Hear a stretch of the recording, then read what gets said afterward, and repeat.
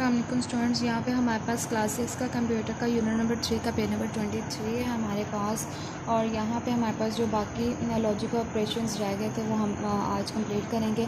Next है जी 4 वाला not equal to condition. Not equal से ही हमें पता चल रहा है कि ऐसी कंडीशन जो कि एक दूसरे के इक्वल नहीं होगी। In this condition the arithmetic logic unit compares 2 और मोर वैल्यूज़। अरिथमेटिक लॉजिक यूनिट जो है वो 2 या 2 से ज़्यादा वैल्यूज़ को कंपेयर करते हैं to determine if one value is not equal to the other values.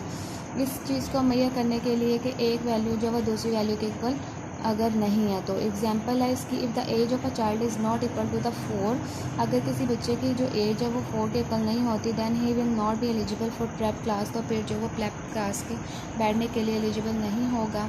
Next है 5 हमारे पास लेस देन और equal to condition. Less than यानी कि कम और या इक्वल टू इक्वल होने के लिए। इन दिस कंडीशन, इस कंडीशन में हमारे पास अरिथमेटिक लॉजिक यूनिट जो compares more than one values. Logic unit जो है वो हमारे पास कंपेयर करता है एक वैल्यू से ज़्यादा टू डिटर्मिन, इस चीज़ का पता लगाने के लिए if one value is less than और इक्वल टू अनदर, अगर कोई भी एक वैल्यू जो है वो कम या इक्वल होती है किसी दूसरी के। एग्जांपल है हमारे पास, if a month has less than और इक्वल टू 29 डेज़, अगर किसी महीने में जो है 29 या 29 से कम दिन होते हैं, दैन इट इज़ फेबररी, तो वो फेबररी होगा। Otherwise it is any other month, इसके अलावा जो फिर कोई दूसरा मंथ होगा। नेक्स्ट 6 हमारे पास ग्रेटर दैन और इक्वल टू कंडीशन, यानी कि कोई किसी से बड़ा होना या उसके इक्वल होना। इन दिस कंडीशन, इस कंडीशन में हमारा arithmetic logic unit compares more than one values. Arithmetic logic unit जो है वो कंपेयर करता है एक से ज़्यादा वैल्यूज़ को टू डिटर्मिन, इस चीज़ का पता लगाने के लिए if one value is greater then, अगर एक वैल्यू जो वो ग्रेटर होती है दैन और इक्वल टू अनदर या दूसरी के इक्वल होती है। एग्जाम्पल यहाँ पे हमारे पास इसकी एग्जाम्पल है जी, if the value of a car is greater than और इक्वल टू 60,000 रुपीज़, अगर किसी कार की वैल्यू जो है वो 60,000 या उसके इक्वल होती है या उससे बड़ी होती है, then it will be tax, तो वो उसका टैक्स होगा। अदरवाइज एग्जाम्प्टेड, या फिर वो एग्जाम्प्टेड हो जाएगा उसकी। उसके बाद है जी कंट्रोल यूनिट क्या है जी, how does an input device know that it is time for it to feed data into the storage unit, यानी कि कैसे किसी भी इनपुट डिवाइस को पता चलता है कि अब उसका टाइम है कि उसने डाटा यहाँ पे फीड अप करना है किसी भी स्टोरेज यूनिट में। हाउ डज़ द ALU यानी कि arithmetic logic unit know that what should be done with the data once it is received. अब उन्होंने कहा जी अरिथमेटिक लॉजिक यूनिट को कैसे पता चलता है कि जब उसको डाटा रिसीव हो गया तो उसे क्या करना चाहिए।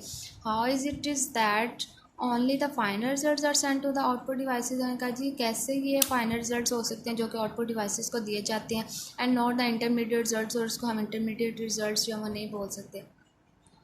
अब नेक्स्ट है यहाँ पे हमारे पास पेज नंबर 24 पे, all this is possible due to the control unit. ये सारा काम जो है वो कंट्रोल यूनिट की वजह से हो रहा होता है। माइक्रो प्रोसेसर जो कि माइक्रो प्रोसेसर के अंदर होता है, लाइक है orchestra leader, orchestra के लीडर की तरह the control unit does not execute program instructions itself. जो हमारे पास कंट्रोल यूनिट है वो किसी भी इंस्ट्रक्शन को जो है वो किसी भी इंस्ट्रक्शन के प्रोग्राम को एग्जीक्यूट नहीं कर सकते इंस्ट्रक्शंस के बगैर। Rather it directs to the ALU to do so, जब तक कि अरिथमेटिक लॉजिक यूनिट जो है उसको डायरेक्ट नहीं करता। The control unit controls, control unit जब वो कंट्रोल करता है एंड डायरेक्ट्स ऑपरेशंस, और ऑपरेशंस पे अप्लाई करता है of the entire computer system, पूरे कंप्यूटर सिस्टम के। Control unit obtains instructions from the programs. Control unit जो है वो प्रोग्राम से इंस्ट्रक्शंस हासिल करता है। स्टोर्ड इन रैम, जो कि रैम के अंदर स्टोर्ड होती है।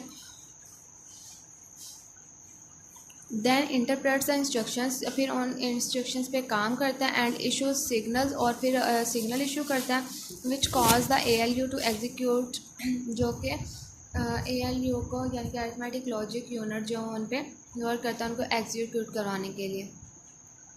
नेक्स्ट है प्रोग्राम एग्जीक्यूशन। प्रोग्राम एग्जीक्यूशन कैसे होता है, let us examine the way, मतलब ये एग्जामिन करते हैं, पता चलाते हैं उस तरीके का through with the micro processor in association with the memory, कि किस तरह से माइक्रो प्रोसेसर जो है वो एसोसिएट करता है, उसके साथ वर्क करता है। एग्जीक्यूट अ कंप्यूटर प्रोग्राम, किसी भी कंप्यूटर प्रोग्राम को एग्जीक्यूट करवाने के लिए we will see that how just one instruction is executed. हम जस्ट सिर्फ ये देख सकते हैं कि कैसे सिर्फ एक इंस्ट्रक्शन जो है वो एग्जीक्यूट होती है। Before the execution of an instruction, किसी भी इंस्ट्रक्शन के एग्जीक्यूट करवाने से the data and the instruction both are shifted into the memory, जो हमारा डाटा और इंस्ट्रक्शन जो दोनों जो वो मेमोरी में शिफ्ट हो जाते हैं from a secondary storage area. Secondary storage area में से once the necessary data and instruction are in memory, जब एक दफ़ा हमारा जो डाटा जिसकी हमें ज़रूरत होती है और इंस्ट्रक्शन जो है वो एक दफ़ा मेमोरी में चली जाती है, the micro processor performs the following steps. Micro processor जो है वो ये स्टेप्स को फॉलो करता है। Also seen picture on the next page, जो कि हम नेक्स्ट पेज पे पिक्चर भी देख लेंगे इसकी। The control unit fetches the instructions. Control unit जो है वो इंस्ट्रक्शंस को हासिल करता है। फैचेस होता है हासिल करना या लेना। फ्रॉम द मेमोरी, मेमोरी में से इंस्ट्रक्शंस को हासिल करता है। सेकंड है जी the control unit records instruction, decodes करता है उसको इंस्ट्रक्शन का मतलब कि डिसाइड करता है व्हाट इट मीन्स, कि उसका मतलब क्या है। And directs that the necessary data to be move from memory, और फिर उसको जो है वो जो नेसेसरी डाटा उसको मेमोरी में से ALU में मूव कर देता है। After receiving the data from the memory, memory में से डाटा रिसीव करने के बाद द ALU एग्जीक्यूट्स अरिथमेटिक और लॉजिकल इंस्ट्रक्शन। ALU जो है वो एग्जीक्यूट करता है हमारे पास अरिथमेटिक और logical instruction and performs the actual operation on the data, और फिर जो उसका ऑपरेशन होता है उस डाटा के ऊपर वो अप्लाई कर देता है। नेक्स्ट है जी the ALU stores the results back in the memory. ALU जो है वो रिजल्ट्स को स्टोर करता है कहाँ पे, बैक यानी कि वापस मेमरी में। The control unit eventually directs the memory. Control unit जो है वो क्या करता है, मेमोरी को डायरेक्ट करता है टू रिलीज द रिजल्ट, यानी उसके वर्कआउट करता है उसके रिजल्ट निकालने के लिए टू एन आउटपुट डिवाइस, किसी भी आउटपुट डिवाइस में, मॉनिटर और प्रिंटर, यानी कि मॉनिटर या प्रिंटर से जब भी हम उसका आउटपुट लेते हैं। नेक्स्ट है हमारे पास एग्जीक्यूशन साइकिल। एग्जीक्यूशन साइकिल क्या होती है, the picture on the next page is representing the execution cycle.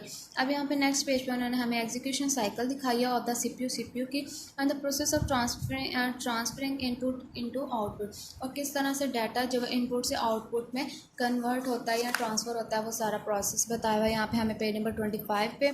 यहाँ पे देखें जी सेकेंडरी स्टोरेज एरिया है, यानी कि हार्ड डिस्क है हमारी। The program and the data is moving from the secondary storage area to the primary storage area. Program जो है और डाटा जो है वो मूव करता है सेकेंडरी स्टोरेज से प्राइमरी स्टोरेज की तरफ, एंड देन हमारे पास प्राइमरी स्टोरेज की तरफ आ गया डाटा, और इधर से हमारे पास इनपुट डिवाइस को प्राइमरी स्टोरेज का the data is moving from the input to the primary. तो डाटा जो वो इनपुट से हमारे पास प्राइमरी स्टोरेज एरिया में जा रहा है, और इधर से आउटपुट, यानी कि इधर से फिर हमारे पास आउटपुट में आ गया the final results are moving from RAM to the output unit, यानी कि फिर प्राइमरी से जो हमारा डाटा है वो आउटपुट यूनिट की तरफ चला जाता है। फिर इसका प्राइमरी स्टोरेज का क्या फंक्शन होता है, उसका स्टेप 1 ये होता है कि the instructions are going from primary storage to the control unit. Instructions जो भी इसको यहाँ से मिले होते हैं वो डायरेक्ट कंट्रोल यूनिट में जाती हैं, और ALU उसमें आ जाता है, और कंट्रोल यूनिट या ALU या अरिथमेटिक लॉजिक यूनिट में चली जाती हैं। उसके बाद है जी हमारे पास इसका सेकंड जो हमारे पास यहाँ पे गई, फिर इधर से सेकंड स्टेप जो है जी after recording the instruction control unit is directing the memory to move the data into the ALU। कि यहाँ पे सारा प्रोसेस करने के लिए कि उसको यहाँ पे पता चल जाता है कि उसने क्या करना है, उसको रिकॉर्ड करने के बाद उसकी इंस्ट्रक्शंस को कंट्रोल यूनिट जो है वो डायरेक्ट उसका मेमोरी को मूव कर देता है ALU की तरफ। नेक्स्ट हमारे पास फिर उसका स्टेप 3 आ जाता है। यहाँ से फिर हमारे पास स्टेप 3 की तरफ आ जाएंगे। The data is moving from the primary storage to the ALU for processing. हमारा डाटा जब वो मूव करता है प्राइमरी स्टोरेज से ALU की तरफ प्रोसेसिंग करने के लिए, और फिर नेक्स्ट यहाँ से हमारे पास स्टेप नंबर 4 में द रिज़ल्ट आफ्टर प्रोसेसिंग, जो प्रोसेसिंग के बाद जो रिज़ल्ट होता है is moving from the ALU, वह हमारे पास ALU से मूव करता है टू द प्राइमरी स्टोरेज की तरफ। नेक्स्ट है हमारे पास डाटा स्टोरेज डिवाइसेस कौन सी आफ्टर एग्जीक्यूशन साइकिल के बाद we need to know about data storage devices. हमें डाटा स्टोरेज डिवाइसेस के बारे में पता होना चाहिए, and their relationship with the central processing unit, और उनका सेंट्रल प्रोसेसिंग यूनिट के साथ लिंक क्या होता है। इन कंप्यूटर के अंदर the data is stored into 2 types of storage devices. Data जब वो 2 टाइप्स में स्टोर होता है, प्राइमरी स्टोरेज डिवाइस और secondary storage devices. Primary storage devices हमारे पास RAM is the primary storage device. RAM जो प्राइमरी स्टोरेज डिवाइस है it holds the data temporarily, ये वो आर्जी तौर पर डाटा को स्टोर करता है at the time and computer is executing, जब कंप्यूटर जब वर्क कर रहा होता है प्रोग्राम, किसी भी प्रोग्राम को। RAM loses all the data, RAM जो अपना डाटा लूज़ कर देती है यानी कि खो देती है, and program store in it, और उसके अंदर प्रोग्राम जब वो स्टोर हो जाते हैं। वैन इलेक्ट्रिसिटी फेल्स, यानी कि जब बिजली चली जाती है और वो शट ऑफ कंप्यूटर, या हम डायरेक्ट कंप्यूटर को ऑफ कर देते हैं। The micro processor interacts closely with the RAM. Micro processor जब इंटरेक्ट करता है रैम के साथ, referring to it for both, दोनों के साथ, जब वो program instructions and the data, यानी कि प्रोग्राम इंस्ट्रक्शंस के साथ भी और डाटा के साथ भी। नेक्स्ट है हमारे पास secondary storage devices and there are 4 types of secondary storage. यहाँ पे हमारे पास 4 किस्म 4 किस्म की जो है स्टोरेज डिवाइसेस हैं। सेकेंडरी स्टोरेज है फ्लॉपी डिस्क का, हार्ड डिस्क का, सीडी रोम है, मैग्नेटिक टेप है। फर्स्ट है floppy disk. Floppy disk are very popular type of secondary storage devices